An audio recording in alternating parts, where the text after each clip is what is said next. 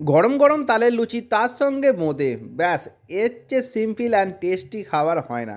তো তালের লুচি বানানো কি কঠিন? না, কঠিন না, একদম সহজ সিম্পল। যেমন লুচি করে ঠিক তেমনই আপনাকে ময়দা আর তেল দিয়ে একটা মিক্সিং করে নিতে হবে। তারপর এখানে এক্সট্রা খালি তালটা অ্যাড করতে হবে। তো এখানে তালটা অ্যাড করার পর আপনাকে হাতে করে ভালোভাবে তালটাকে মিক্স করতে হবে ময়দার সঙ্গে, ভালোভাবে অনেকক্ষণ ধরে মিক্স করতে হবে। দেখতে পাচ্ছেন এরকম একটা তালের কালার চলে আসবে।